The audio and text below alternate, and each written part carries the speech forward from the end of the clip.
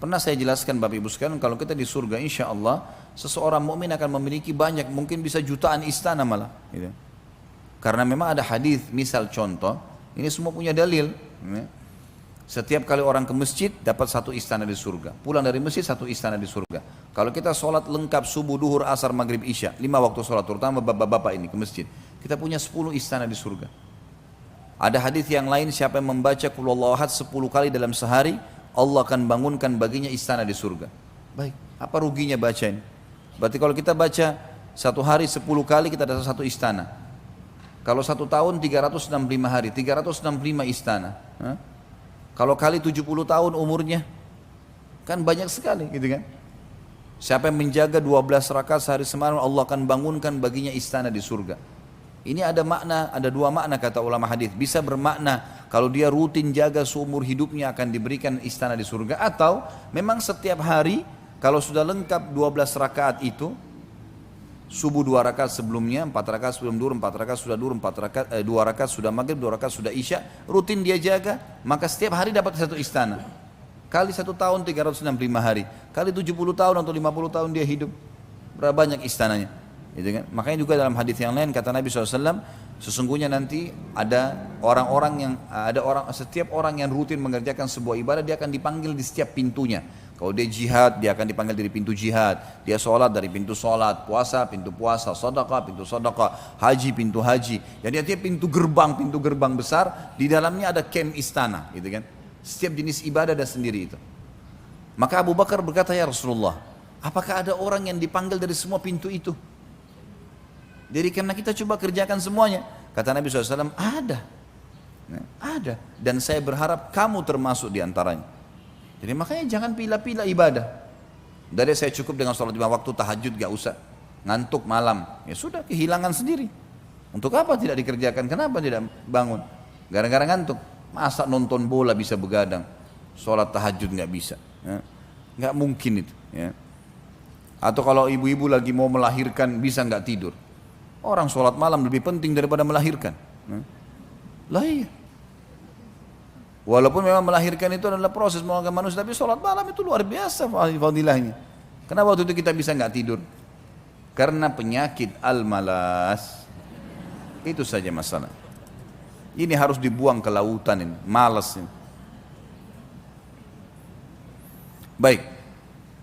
Bagi orang yang takut kepada Allah, jadi ada bedanya teman-teman sekalian antara orang yang beribadah kepada Allah karena itu perintah, ya sudahlah Allah perintah yang saya kerjakan. Dia tidak mengerjakan dosa karena tidak ada fasilitas dosa. Misal kayak di Saudi ada maksiat tapi tidak ada diskotik, tidak ada karaoke, tidak ada bar, tidak ada. Orang perempuan semua disuruh wajib pakai jilbab. Ada terjadi tapi itu sedikit sekali. Nggak ada fasilitas. Ada orang tidak berbuat dosa karena nggak ada fasilitas. Mungkin kalau ada dia bisa lakukan, gitu ya. Ini posisinya masih aman lah, gitu ya. Tapi ada orang punya kedudukan mulia. Dia mengerjakan ibadah, dia sholat malam, dia sholat 5 waktu on time, dia puasa, dia baca Quran, dia paksa dirinya berzikir, berbuat ibadah dikerjakan sama dia. Karena dia takut kalau sampai Allah nggak sayang sama dia. Ini berbeda ya. Dia mengerjakan karena dia mau mendapatkan cintanya Allah. Sama dengan dia tidak mengerjakan dosa, walaupun ada fasilitas dia tahan dirinya, nggak mau. Karena dia takut kepada Allah. Jangan sampai tiba-tiba lagi zina, lagi riba, lagi apa, kemudian azabnya Allah turun. Ya. Ini namanya orang yang takut kepada Allah. Ini punya kedudukan sendiri. Rasa takutnya itu pula nilai plus, dapat tambahan istana. Itu akan diberikan tambahan istana. Ini yang disebutkan oleh penulis ini pasal 24, orang yang takut terhadap kedudukan Rabbnya mendapatkan 2 surga. Sebagaimana sudah saya paparkan tadi. Beliau mengangkat firman Allah dalam surah Ar-Rahman ayat 46 sampai 53. A'udzu billahi minasyaitonir rajim wa liman khafa maqama rabbih jannatan fabi ayyi ala'i rabbikuma tukadziban dzawata afnan fabi ayyi ala'i rabbikuma tukadziban fihima 'ainani tajriyan fabi ayyi ala'i rabbikuma tukadziban fihima min kulli fakihatin zawjan fabi ayyi ala'i rabbikuma tukadziban. Dan bagi orang-orang yang takut saat menghadap Robnya, tadi mengerjakan perintah karena takut sama Allah, takut Allah nggak cintai dia, gitu kan? Kalau dia berada di saf kedua atau ketiga, ketakutan. Bagaimana caranya saya nggak di saf pertama ini? Orang-orang di saf pertama sudah lebih dicintai sama Allah. Ada ketakutan itu, gitu kan? Ketinggalan sholat subuh, ya Allah, Allah sudah catat tadi orang-orang sudah pada melapor ke Allah nih, saya tidak hadir, ketakutan. Ini namanya ketakutan karena Allah. Dia ibadah sebenarnya. Beda dengan orang yang sholat subuh di masjid atau enggak, ya sudahlah nggak apa-apa, besok aja saya kerjain, biasa-biasa saja. Ini rasa takut ini punya nilai plus ya. Dia buat dosa, godaan besar, lawan, enggak mau, saya nggak mau. Apapun konsekuensinya. Oh ini orang gagal, ini orang cantik, saya tergoda, enggak, saya nggak mau. Saya sudah bilang tadi, setan nggak bisa buat apa-apa kok, cuma bisik-bisikin, redam dia, lawan. Bisa, kita bisa kalau nggak mau. Kalau mau, kita aktivitas, cari aktivitas yang lain, insya Allah baca isti'adzah, sibukkan diri dengan ibadah, insya Allah akan terjaga. Maka orang takut berbuat dosa karena takut Allah hukum akan ada nilai sendiri. Maka nikmat Rob kalian yang manakah yang kalian dustakan? Kedua surga itu mempunyai pohon-pohon dan buah-buahan. Artinya fasilitas di dalamnya bagus sekali. Semua kebutuhan kalian akan ada. Maka nikmat Rob kalian yang manakah yang kalian mau dustakan? Di dalam kedua surga itu ada 2 buah mata air yang mengalir. Dan sudah pernah kita jelaskan masalah mata air surga, gitu kan? Ada 2 sumber mata air, ada mata air yang berada di sebuah tempat yang mengeluarkan air dan tertampung seperti wadah kolam kalau kita sekarang, tapi pinggiran-pinggiran kolamnya terbuat dari emas. Sudah pernah kita jelaskan masalah itu. Bisa Bapak Ibu kembali ke pasal-pasalnya sendiri. Kemudian yang kedua ada mata air juga yang keluar di tempat-tempat khusus yang akhirnya keluarlah darinya lautan, sungai-sungai dan seterusnya yang mengalir ke istana-istana ahli surga. Maka nikmat Rabb kalian yang manakah yang kalian mau dustakan? Di dalam kedua surga itu terdapat segala macam buah-buahan yang berpasang-pasangan. Yang dimaksud dengan berpasang-pasangan adalah ada pohon yang tinggi dan ada pohon yang pendek. Ini makna, bisa masuk. Ada juga makna yang lain adalah buah-buahannya seperti kita lihat dalam satu buah-buahan atau satu tangkai. Biasanya ada yang lonjong, ada yang lebih panjang, tidak semuanya sama bentuknya. Maka berpasang-pasangan dalam arti kata semuanya ada. Ada juga masuk maknanya adalah warna-warna. Dalam satu pohon pernah kita jelaskan di pohon bidara surga yang seorang Arab Badui mengatakan, ya Rasulullah kenapa di surga ada pohon yang menyakitkan? Kata Nabi SAW, pohon apa? Allah berfirman dalam Al-Quran, di sana ada pohon-pohon bidara. Pohon bidara tangkainya ada durinya, gitu kan? Itu menyakitkan ya Rasulullah. Kata Nabi SAW, Allah akan mengganti di setiap durinya buah.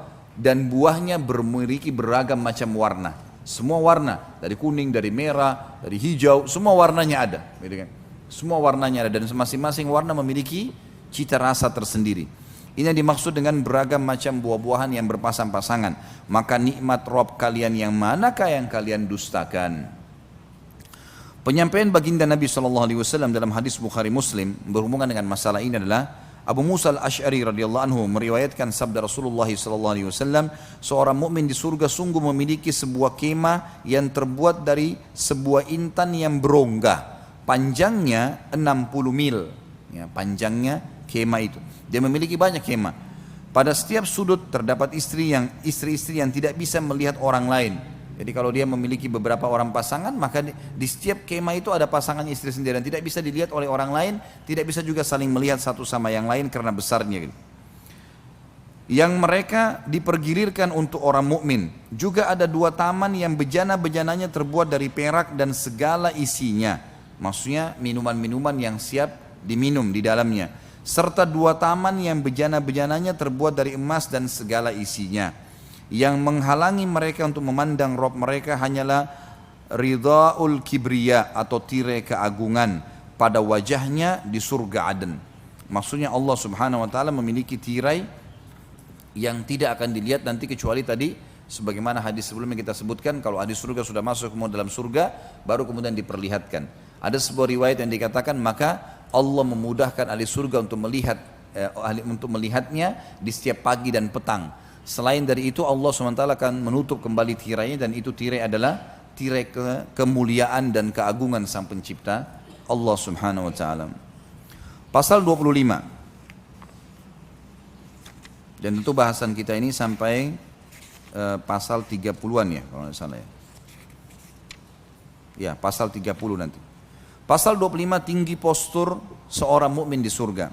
Ini sudah pernah kita jelaskan tentunya, tapi saya sebutkan kembali hadis Bukhari Muslim. Abu Hurairah radhiyallahu anhu meriwayatkan sabda Rasulullah sallallahu alaihi wasallam, Allah menciptakan Adam menurut bentuknya tingginya 60 hasta. Ketika dia menciptakannya, dia berkata kepadanya, pergilah lalu ucapkanlah salam kepada golongan itu, yakni para malaikat. Lalu dengarlah salam penghormatan mereka kepadamu. Karena itu salam penghormatanmu dan salam penghormatan anak keturunanmu. Nabi SAW melanjutkan, lalu ia pergi lantas mengucapkan Assalamualaikum, keselamatan untuk kalian. Mereka menjawab, Assalamualaikum warahmatullah. Semoga keselamatan juga diberikan kepadamu dan rahmatnya Allah atau karunia-Nya akan selalu bersamamu.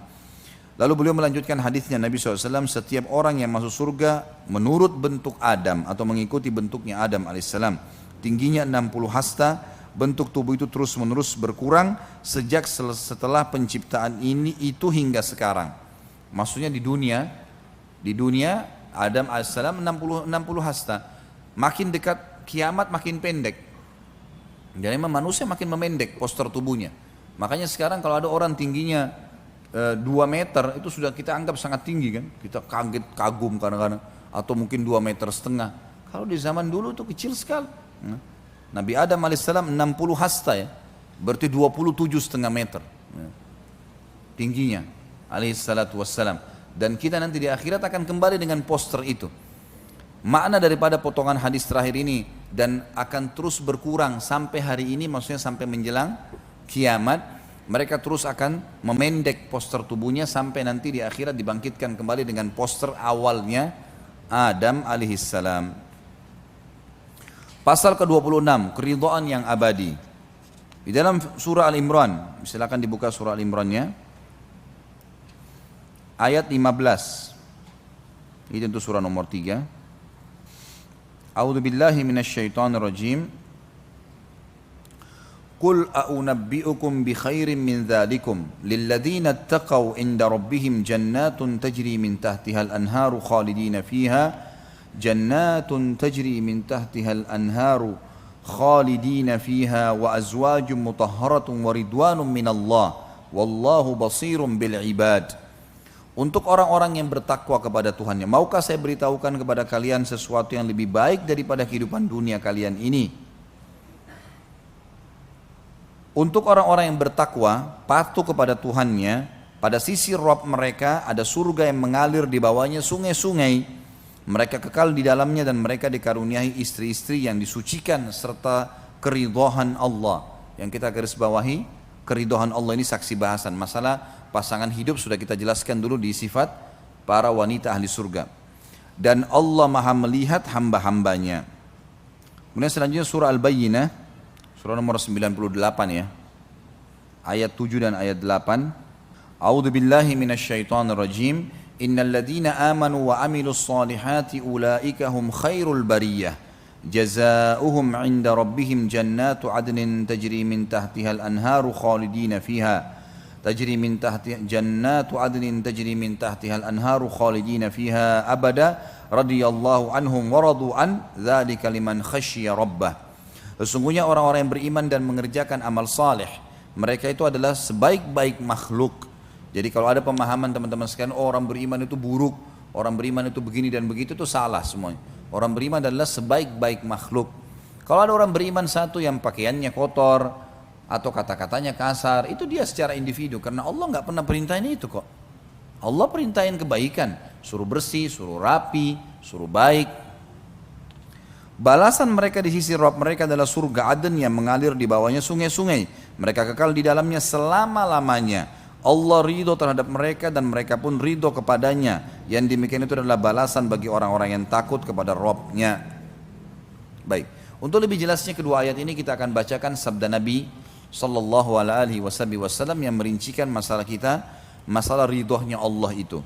Di dalam hadis Bukhari Muslim, Abu Sa'id Al-Khudri radhiyallahu anhu meriwayatkan sabda Rasulullah sallallahu alaihi wasallam, "Inna Allah azza wa jalla yaqulu li ahli al-jannah, ya ahlal jannah, fayaqulun labbaika rabbana wa sa'daik wal khairu fi yadaik, fayaqulu hal raditum, fayaqulun wa ma lana la narda ya rabbana wa qad a'taytana ma lam tu'ti ahadan min khalqik, fayaqul ala u'tikum afdala min dhalik, fayaqulun wa ayyu syai'in afdal min dhalik, fayaqul uhillu alaikum ridwani fala askhatu alaikum ba'dahu abada." Allah berfirman kepada ahli surga, "Wahai ahli surga." Mereka menjawab, kami memenuhi, sebenarnya lebih tepat ya, kami memenuhi panggilanmu wahai Rabb kami. Lalu Allah bertanya, apakah kalian sudah ridha? Sudah terima belum? Ridha ini maknanya kalau di Indonesia kan Bapak Ibu sekalian, di atas pemberian. Jadi gini, kalau ada orang butuh uang 1 juta, kemudian kita tanya dia, apa sebenarnya yang kamu lakukan? Oh, saya tidak ada kegiatan, saya cuma mau bayar utang 1 juta. Lalu kemudian kita memberikan dia 10 juta. Ini loh, 10 juta. Kamu ambil uang ini, jadikan sebagai modal. Maka pada saat itu, karena seseorang diberikan di atas kebutuhan dia akan ridho. Ridho ini penerimaan diikuti dengan kepuasan sepenuhnya. Gitu. Maka Allah tanya, apa kalian sudah ridho? Sudah puas gak dengan semua ini yang saya berikan? Ya. Maka mereka berkata ahli surga, dan ini menandakan ahli surga sudah sangat luar biasa iman mereka, karena mereka tidak memungkiri nikmatnya Allah. Ya. Mereka menjawab, apa alasan kami untuk tidak ridho? Padahal engkau telah memberikan kepada kami apa yang belum pernah engkau berikan kepada makhlukmu yang lain. Maksudnya para malaikat pun yang mulia mereka bertugas. Setelah ahli surga masuk surga pun mereka masih menjalankan tugasnya ya, yang Allah SWT perintahkan. Mereka bukan menikmatin seperti kita. Jadi ada makhluk Allah yang tidak mendapatkan. Hewan-hewan mereka tidak masuk ke surga. Ya, tumbuh-tumbuhan ya sudah. Fasilitas selama di dunia sudah selesai. Walaupun hewan-hewan dibangkitkan nanti di mahsyar, kemudian akan dihisab. Kenapa hewan yang bertanduk menanduk temannya yang tidak bertanduk, gitu kan? Tapi sebagian ulama mengatakan setelah itu Allah SWT sudah hilangkan mereka, nggak ada lagi dibawa ke surga, gitu kan? Lalu Allah berfirman kepada mereka, aku akan memberikan kepada kalian yang lebih baik daripada itu. Mereka bertanya, wahai Rabb kami, wahai pencipta kami, adakah sesuatu yang lebih baik daripada semua ini? Udah luar biasa nih yang kau berikan kepada kami. Maka Allah menjawab, aku menghalalkan atas kalian keridhaanku dan aku tidak akan murka kepada kalian selama-lamanya. Dan ini sebuah karunia yang luar biasa, karena Allah tidak akan marah lagi. Dalam sebuah riwayat lain kata Nabi SAW, maka semua penghuni surga senang, dan ketahuilah penghuni surga tidak akan berbuat kesalahan. Nanti di surga kita tidak akan buat kesalahan, walaupun Allah ridha, walaupun Allah membebaskan kita mengerjakan apa saja, ahli surga tidak akan buat kecuali kebaikan. Sebagaimana sabda Nabi SAW, karena orang sudah tahu Tuhannya, orang sudah jelas bagi dia, gitu kan, segala macam fasilitas, sudah nggak ada lagi keburukan-keburukan. Termasuk pasal yang sangat penting adalah kita terus menekankan masalah pentingnya ya, pemahaman abadinya seseorang di surga. Jadi teman-teman sekalian, ini penting sekali. Memahami tentang kita akan abadi itu penting, karena tidak ada lagi kematian, tidak ada lagi masa tua, tidak ada lagi sakit, nggak ada lagi gangguan orang. Disebutkan dalam banyak ayat Al-Quran, diantaranya surah Al-Kahfi ayat 108. A'udzu billahi minasyaitonir rajim. Khalidina fiha la yabghuna anha hiwala. Sesungguhnya orang-orang beriman dan beramal saleh, bagi mereka adalah surga Firdaus menjadi tempat tinggal. Mereka kekal di dalamnya, mereka tidak akan berpindah darinya. Jadi pasti akan masuk surga dan abadi di dalamnya. Dan ini abadi satu hal yang luar biasa. Kita di dunia selalu ditekankan, jangan terlalu pikir dunia karena ini tidak abadi. Dulu bapak-bapak maaf, atau ibu-ibu yang sudah sekarang berumur, mungkin kita juga semuanya lah, kita masih ingat pada saat kita masih kecil dulu. Bukankah kita dulu masih kecil, kita tahu masih anak-anak, dan kita bermain, masih ada kenangan yang terlintas di benak kita. Beda nggak keadaan kita sekarang dengan keadaan dulu? Dari sisi kualitas kulitnya, penglihatan matanya, pendengarannya, dan seterusnya itu berbeda. Rambutnya, gitu ya, berbeda semuanya. Tapi itu kenapa? Karena ada prosesi itu, ada prosesi tidak abadinya kita di dunia. Abadi ini berarti tidak berubah rambutnya, tidak berubah kulitnya, tidak berubah, semuanya tidak berubah. Abadi, dia akan kekal seperti itu. Ya selamanya. Begitu masuk surga, begitu keadaan kita, begitu selamanya. Enggak ada kematian, enggak ada perubahan, selama-lamanya. Makna kata penulis sini, la yabghuna anha hiwala, mereka tidak memilih yang lain dan tidak ingin berpindah darinya. Makna daripada ayat Al-Quran tadi. Dalam hadis Nabi SAW, pada saat menafsirkan surah Al-A'raf ayat 43, riwayat Imam Muslim, Abu Sa'id Al-Khudri radhiyallahu anhu menuturkan sabda Rasulullah sallallahu alaihi wasallam, "Idza dakhala ahlul jannatil jannah yunadi munadin inna lakum an tasihhu fala tasqamu abada wa inna lakum an tahyau fala tamutu abada wa inna lakum an tashibbu fala tahramu abada wa inna lakum an tan'amu fala tab'asu abada wa dzalika qauluhu azza wa jalla wa nudu an tilkumul jannatu uristumuha bima kuntum ta'malun." Ketika ahli surga masuk ke dalam surga, seorang penyeru dari malaikat akan mengeraskan suaranya dan semua ahli surga mendengarkan. Sekarang kalian senantiasa sehat dan tidak akan pernah sakit selama-lamanya. Sekarang kalian akan hidup dan tidak akan mati selama-lamanya. Sekarang kalian akan muda dan tidak akan pernah tua selama-lamanya. Dan sekarang kalian bersenang-senang dan tidak putus asa selama-lamanya. Itulah makna daripada firman Allah yang maha tinggi dan maha pemurah, surah Al-A'raf ayat 43. Dan diserukan kepada mereka, itulah surga yang telah diwariskan kepada kalian disebabkan apa yang telah kalian kerjakan. Nikmat apa lagi teman-teman sekalian? Ini tinggal tunggu tak patuh, mati, masuk surga. Dapat semua nih. Ini teori syar'i, sesuatu yang pasti. Gak ada yang bisa membantah itu. Dalam hadis yang lain, hadis ini diriwayatkan oleh Bukhari Muslim, masih dari Abu Sa'id Al-Khudri radhiyallahu anhu, bahwasanya Rasulullah sallallahu alaihi wasallam bersabda, "Yu'ta bil mauti ka hay'ati kabshin amlah, fayunadi munadin ya ahlal jannah fayashra'ibuna wa yanzurun, fayaqul hal ta'rifuna hadha?" فيقولون نعم هذا الموت وكلهم قد رآه ثم ينادي مناد يا أهل النار فيشرئبون وينظرون فيقولون هل تعرفون هذا فيقولون نعم هذا الموت وكلهم قد رآه فيذبح بين الجنة والنار ثم يقول يا أهل الجنة خلود بلا موت ويا أهل النار خلود بلا موت ثم قرأ وأنذرهم يوم الحسرة إذ قضي الأمر وهم في غفلة وهم لا يؤمنون. Pada hari kiamat kelak, kematian akan didatangkan dalam rupa seperti domba yang belang. Lalu sang penyeru menyeru dari malaikat, "Wahai ahli surga." Mereka melihat dalam keadaan takut karena suara itu didengar oleh semua penghuni surga. Lalu ia bertanya, "Apakah kalian mengenal ini?" Diperlihatkan tadi bentuk kematian yang berupa seperti domba belang. Mereka menjawab, "Ya, ia adalah kematian." Dan mereka pun melihatnya.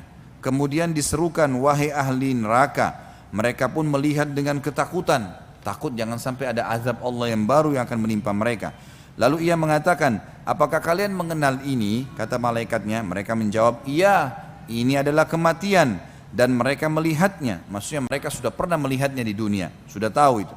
Lalu kematian disembelih di antara surga dan neraka. Kemudian si malaikat berkata atau mengatakan, "Wahai ahli surga, kalian akan abadi dan tidak akan mati selamanya. Wahai ahli neraka, kalian abadi dan tidak akan mati selamanya."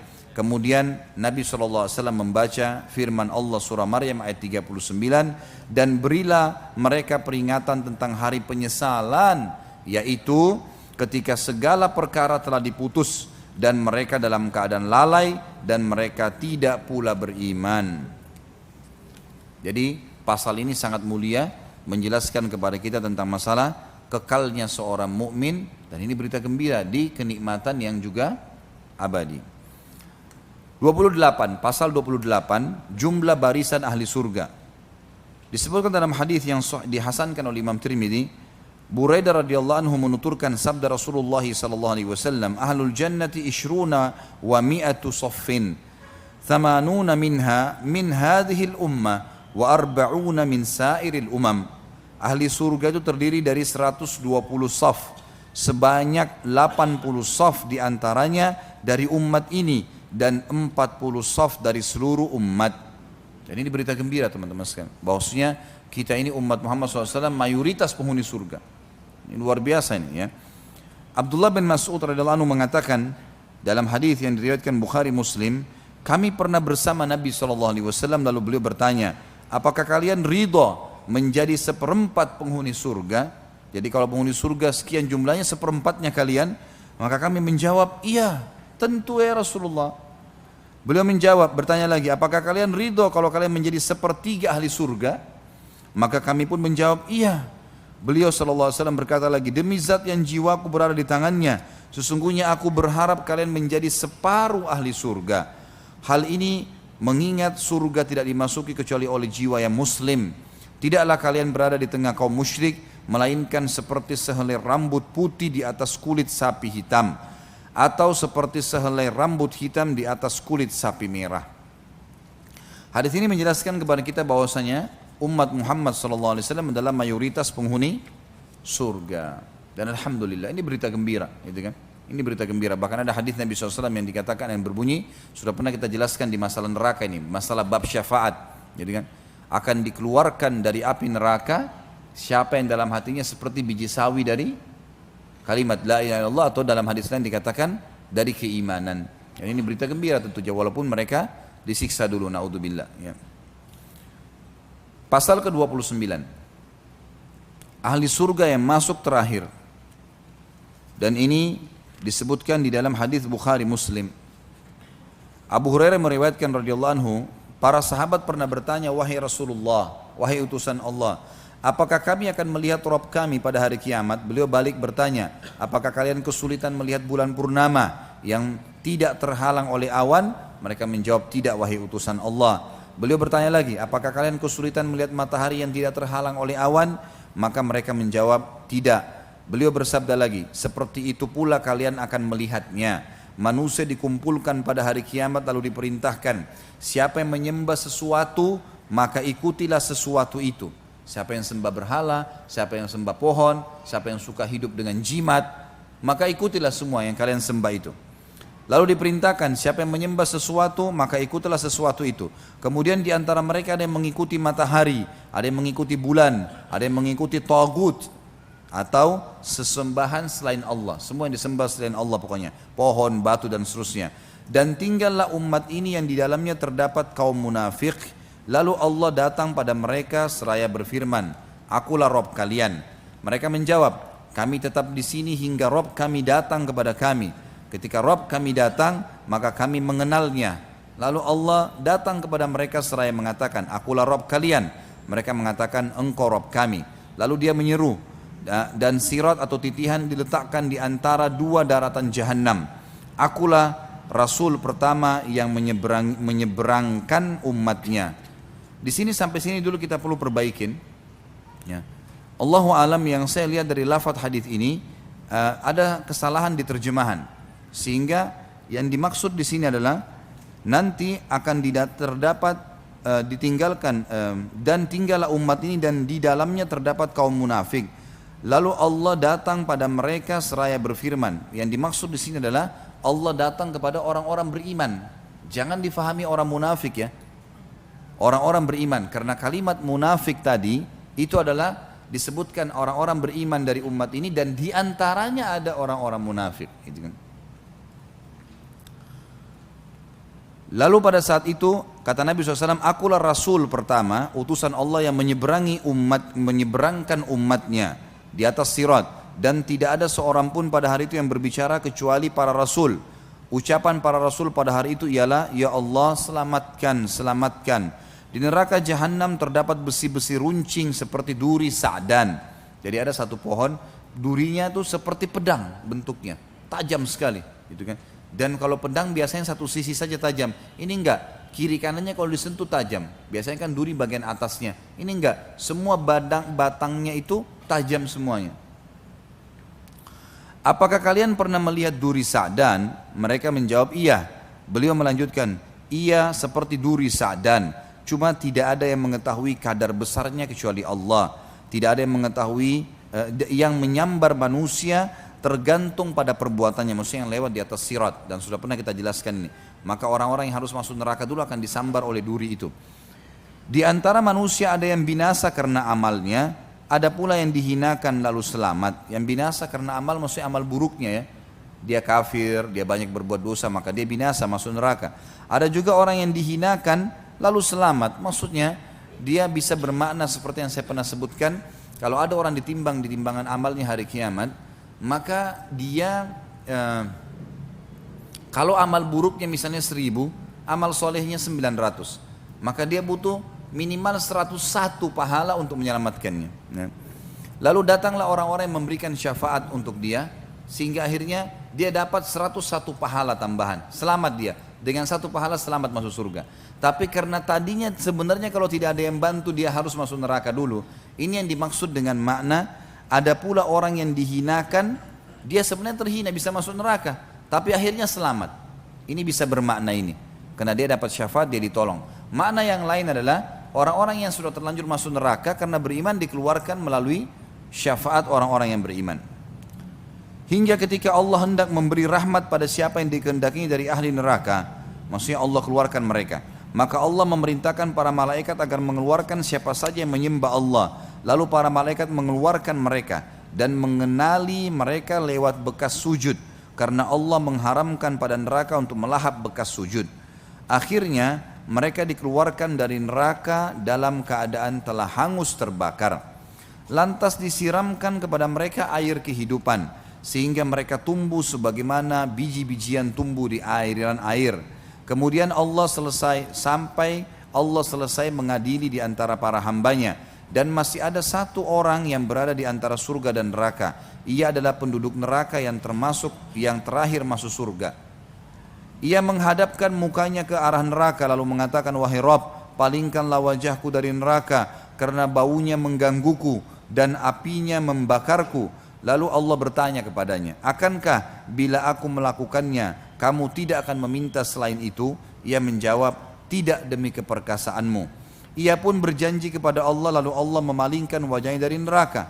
Ketika ia menghadap ke arah surga, ia melihat keindahannya, maka ia diam sejenak. Kemudian ia mengatakan, wahai Rabb, sampaikanlah aku di pintu surga.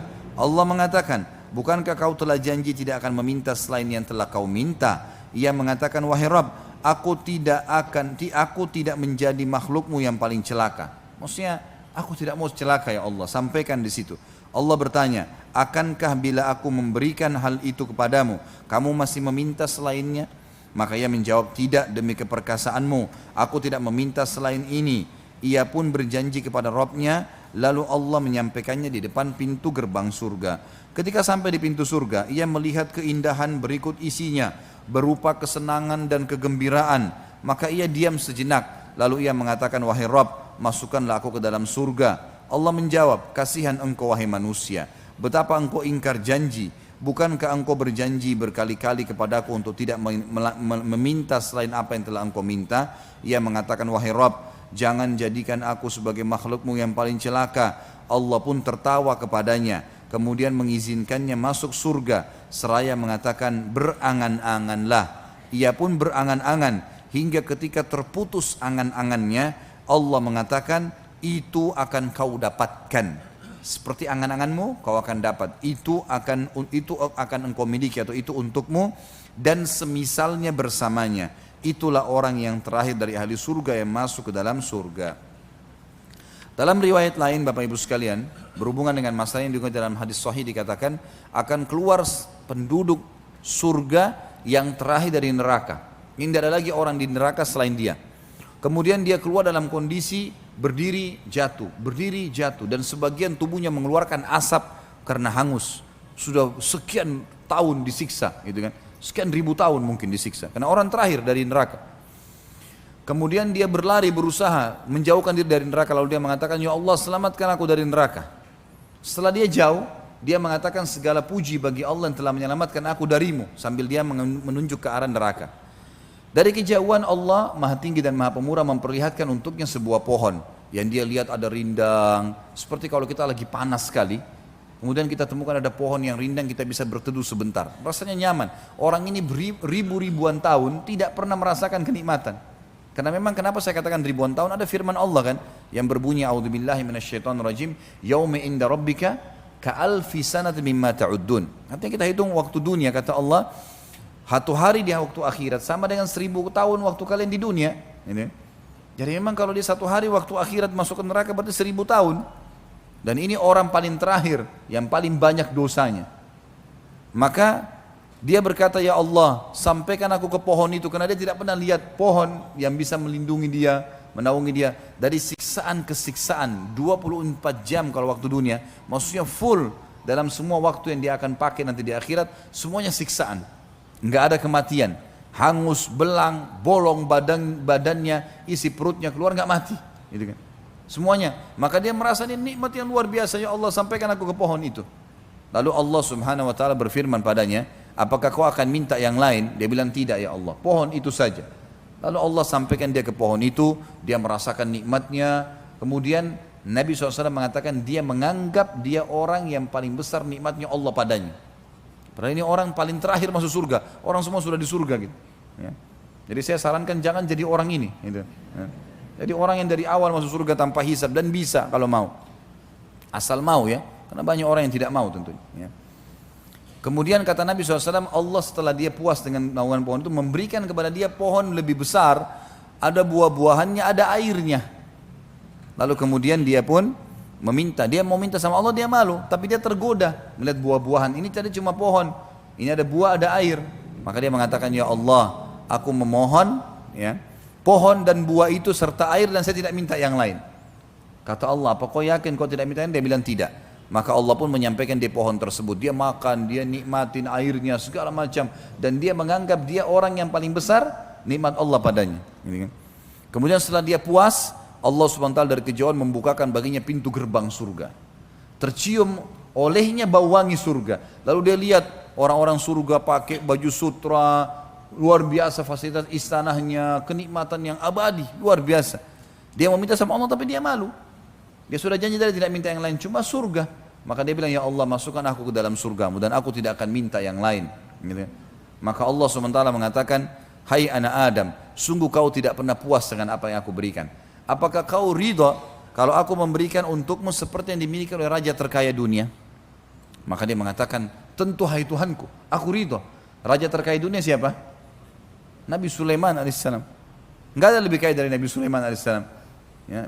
Kalau mau kemana-mana, mau ke singgasana, dari ranjang tidurnya saja angin yang bawa, enggak injak tanah lagi. Alaihissalam, luar biasa kelebihannya. Istananya dari kaca, segala macam jin semuanya bisa tunduk dengan dia. Hewan-hewan bisa ngerti bahasanya. Maka Allah SWT mengatakan, apa kau ridho kalau aku berikan kamu yang dimiliki raja terkaya dunia? Dia bilang, aku ridho hai Tuhanku. Maka Allah mengatakan, dan engkau akan dapat yang serupa dengannya, double. Dia mengatakan, aku ridho hai Tuhanku. Allah bilang, kau akan dapat serupa dengannya. Aku ridho hai Tuhanku, sampai 10 kali. Karena gembiranya sudah 10 kali. 10 kali yang dimiliki Raja Sulaiman alaihissalam, ini luar biasa. Ya. Maka kata dia, ya Allah, engkau hambaku dan aku Tuhanmu. Karena gembiranya, dibalik sama dia. Lalu Nabi SAW tersenyum menyampaikan hadis ini sampai urat leher beliau terlihat alaihissalam. Dia berita gembira. Ini nikmat orang yang paling rendah di surga. 10 kali lipat yang dimiliki raja terkaya dunia. Bagaimana dengan orang yang dari awal masuk? Bagaimana orang yang masuk surga tanpa hisab? Yang surga Firdaus yang luar biasa. Makanya kata Nabi SAW, enggak ada orang yang masuk surga dengan amalnya. Amal hanya menentukan derajat, tapi dengan rahmat Allah. Termasuk anda ya Rasulullah, termasuk saya. Kalau bukan karena Allah menyelimuti saya dengan rahmatnya, maka tentu juga tidak bisa dapat. Semua masuk dengan rahmatnya Allah. Dan kata Nabi SAW dalam hadis lain, kalau kalian minta surga, mintalah Firdaus, karena dia tempat tertinggi di surga. Kita mungkin tidak bisa mengukur amal kita yang sedikit dengan surga Firdaus, tapi rahmatnya Allah. Ngerengek sama Allah Subhanahu wa ta'ala. Ya Allah, surga Firdaus, ya Allah, Allah maha penyayang, maha pendengar. Tinggal minta saja, dikasih. Jadi jangan mau masuk surga pas-pasan, masuk surga yang luar biasa, sekalian minta, gitu kan? Walaupun sebenarnya orang yang paling rendah di surga seperti ini nikmatnya. Pasal terakhir kita dalam masalah surga, dan alhamdulillah yang telah memudahkan kita menyelesaikan buku ini. Semoga tinggal Allah mudahkan kita mengamalkan isinya. Keadaan surga lebih dari yang digambarkan. dalam sebuah hadis yang sahih, hadis Nabi SAW riwayat Bukhari Muslim, pada saat menjelaskan surah As-Sajdah ayat 17, Abu Hurairah radhiyallahu anhu meriwayatkan sabda Nabi SAW, qala Allah azza wa jal, a'dattu li'ibadi salihina ma la 'ainun ra'at wa la udhunun sami'at wa la khatara 'ala qalbi bashar misdaqu dhalika fi kitabillah fala ta'lamu nafsum ma ukhfiya lahum min qurrati a'yunin jazaa'an bima kanu ya'malun. Allah berfirman, Allah yang maha tinggi dan maha pemurah berfirman, aku telah siapkan untuk hamba-hambaku yang saleh. Saleh mengerjakan semua perintah, tinggalkan larangan. Apa yang tidak pernah dilihat oleh mata, tidak didengar oleh telinga, dan tidak pula terlintas di hati manusia. Bukti hal tersebut terdapat dalam kitabullah yang berbunyi dalam surah Sajdah ayat 17, seseorang tidak mengetahui apa yang disembunyikan untuk mereka, yaitu bermacam-macam nikmat yang menyedapkan pandangan mata sebagai balasan terhadap apa yang telah mereka kerjakan. Di dalam hadis Bukhari yang lain, Sahal bin Sa'ad As-Sa'idi radhiyallahu anhu menuturkan sabda Rasulullah sallallahu alaihi wasallam, tempat cemeti di surga itu lebih baik daripada dunia dan seluruh isinya. Tempat sapu tangan lebih baik daripada dunia dan seluruh isinya. Bayangkan kalau kita miliki dunia dan seluruh isinya. Orang memiliki Rawamangun saja ini sudah luar biasa dianggap kaya, ya. Tuan tanah di Rawamangun, apalagi kalau Jakarta Timur, apalagi kalau seluruh Jabodetabek, apalagi kalau seluruh Indonesia, apalagi kalau seluruh dunia. Tempat cemeti di surga lebih baik daripada dunia dan seluruh isi. Tempat cemetinya saja, gitu kan. Dalam hadis yang lain riwayat Bukhari, Abu Hurairah radhiyallahu anhu meriwayatkan sabda Rasulullah SAW, sungguh tali busur salah seorang dari kalian di surga itu lebih baik daripada segala yang diterbiti dan diterbenami oleh matahari. Makna yang lain adalah tali busur, ada hadis yang menyebutkan yang kalian gunakan di jalan Allah berperang, gitu kan? Itu lebih baik daripada dunia, lebih baik daripada terbitnya dan terbenamnya matahari. Bisa juga bermakna seperti awal hadis ini, kalau di surga akan ada tali busur seseorang. Allahu alam dia gunakan untuk apa, tapi yang jelas penyampaian Nabi SAW kita imani. Kemudian hadis yang lain riwayat Bukhari juga, Anas radhiyallahu anhu menuturkan, meriwayatkan sabda Rasulullah SAW, ahli surga yang paling rendah derajatnya untuk orang, ya, yang dilayani 10.000 pelayan. Hadis Bukhari. Tangan masing-masing mereka membawa 2 piring. 10.000 pelayan, masing-masing bawa 2 piring. Yang satu terbuat dari emas, yang kedua terbuat dari perak. Berisi macam-macam makanan, buah-buahan, segala macam hal. 10.000 pelayan, berarti ada 20.000 piring. Dan dia bisa makan semuanya tanpa kenyang. Dia bisa nikmatin semua. Karena saya sudah sebutkan di surga tidak ada lapar, tidak ada kenyang. Orang makan karena kenikmatan. Inilah akhir dari apa yang berhasil dihimpun, kata beliau, tentang gambaran surga dari hadis-hadis yang sahih, dan aku memohon kepada Allah untuk menjadikannya sebagai pendorong untukku, kata penulis, dan untuk saudara-saudaraku kaum muslimin, bersungguh-sungguh bekerja keras dan mengorbankan apa yang berguna, apa yang berharga, guna mendapat anugerah terindah tersebut. Demikian pula aku memohon kepada Allah agar memudahkan jalan untuk kami, memasukkan kita semua sebagai ahlinya, dan mengumpulkan kita di dalamnya bersama Nabi kita Nabi Muhammad SAW. Sesungguhnya dia maha kuasa atas segala hal dan juga patut untuk mengabulkannya. Allahu alam. Alhamdulillah sampai sini sudah selesai.